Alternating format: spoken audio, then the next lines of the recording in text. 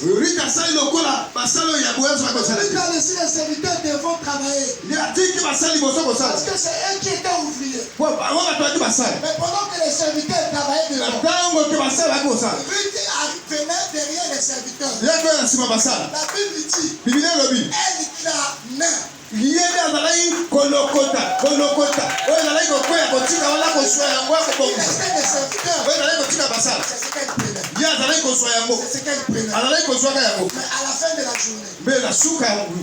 oui, Boaz Boaz a fini par comprendre. asisi kososola Et boye. celle qui travaillait sans se fatiguer, Moto ayaki kosala ebele sans koleka. se reposer, Po kopema te. c'était Ruth. Ezalaki lerite. Parce que les serviteurs travaillaient et se reposaient. Po basali baki kosala bake bapete.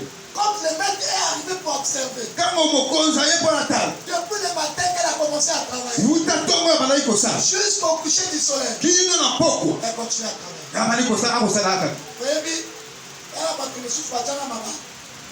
Par exemple, même ma place, même ça. Par exemple, même avantage, même la famille. À éviter que tout les autres ça, pas observer. Nous, comme ça, on a dit, là, ça va pas du payote, mais les gens observent. Et comme ça, payote, ce qu'on sait, quand on réussit, au moins, on va faire félicitations. Mais si on réussit, tu es pas de cas. Tu es pas de cas. Ekamosa yo te. Moi, j'ai vécu dans un camp militaire. Ngai nabandi na kati ezalaki lipinga na soda. Nous étions 18 enfants à passer le BPC. Tozalaki bana bazalaki zomi na mambo mpo na kosala. Dans les 18, Biso na kati ya zomi na mambo on wana. avait une grande sœur. Tozalaki Elle na biso a na fait 3 fois le BPC. po asalaki mbala misato C'était kizama la bepese. 4e année. Mpe ekomaki mobu ya mine eyeba sala. Alors pendant qu'on a passé l'examen, Na ntango toleki na kizama. nous sommes heureux. Chaque jour, on a fait des prières. Mercredi, vendredi, dimanche, lundi intercession, samedi, veille de prière. Donc, c'est comme ça qu'on a fait. Même tu dis, regarde, et puis, c'est ça l'examen, dans ta prière, dans ta vie complète, dans ta vigilance. Là, c'est plus la table, la travail du fait. Comment nous puissions travailler. Sérieusement, j'allais à la prière.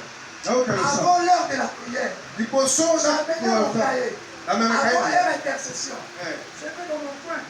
J'ouvre mon cahier, je dis. Nakele esika moko ya pembeni nafungoli kaye natangi. Donc on a monté l'église. Et dans la tableau, j'allais au tableau. Je travaillais. Nakoya na tableau église nakomi. Dans le hall, il faut qu'il a touché l'examen. Jeune. Voilà, c'est laquelle j'avais dans mon corps. Et puis, on a fait l'église. Ah. On a fait l'église. Oh.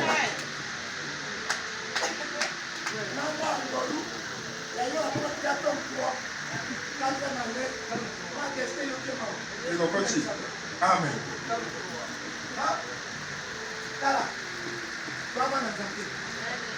Ne sera pas paresseux. Dans la goïgoïté. Dans la vie, on dira pas que tu vas te faire. On dira pas que tu vas te faire. Va subir le nom. Bongo. Tangi Bible.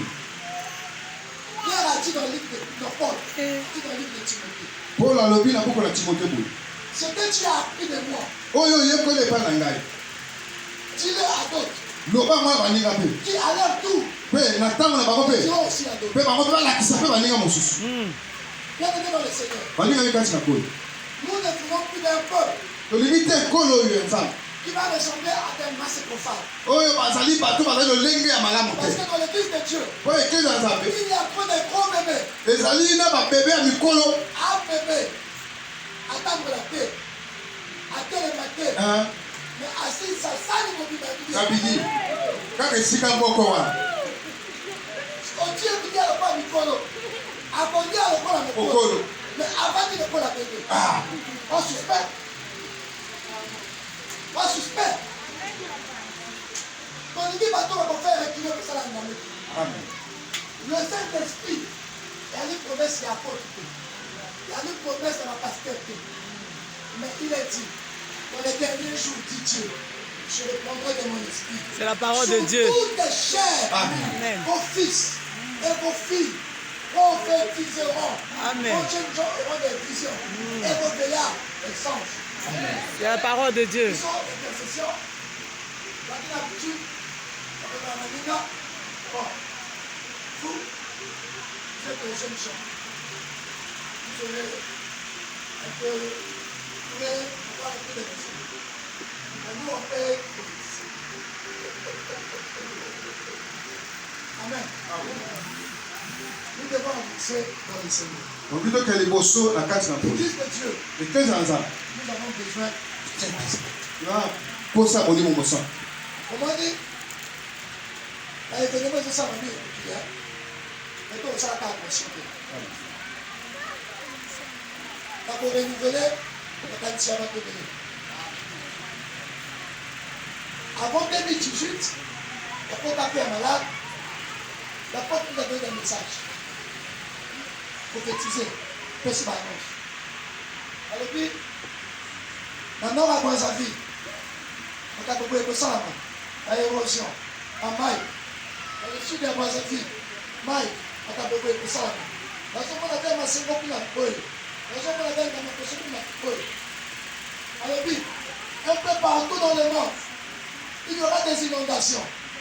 Il y aura beaucoup de catastrophes. Les hôpitaux seront remplis de malades. Au point où les malades seront demandés à médecin par opération. Les gens ne le tiennent pas. Ils n'étaient pas encore malades. Ils parlaient. Après avoir annoncé ces choses, pour quand il séance, on avait ma Saint-Esprit. Il appuyait sur toute l'église. La semaine qui suivait, après les communions. Bien aimé. Yo yebi yebi. Exemple ta mususu. Ndimi mesa na ye akoma malai. Afan. Ko yo la mkayo sa. Hein? Moi j'avais l'habitude, pendant que la porte fonctionnait, je travaillais, quand les amis me disaient, après dans le couteau dans l'église, après dans le couteau gêné, après dans le couteau c'est ça la vie, dans le vie. Jésus a dit, quand l'époux est là, l'époux est tranquille.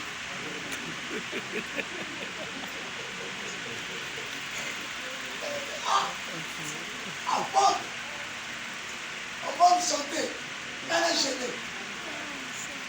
Quand vous savez que ça va bien, elle est gênée.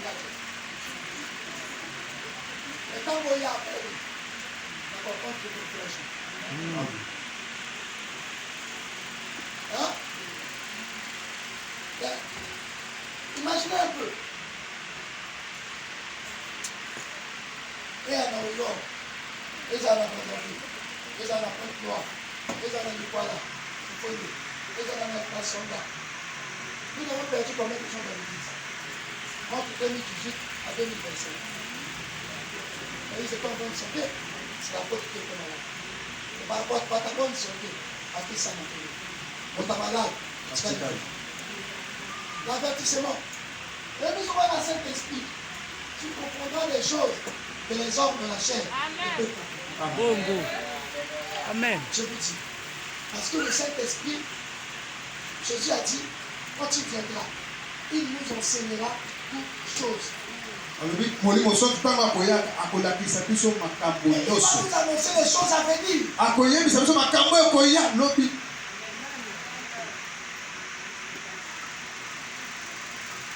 Amen. Amen. Prions.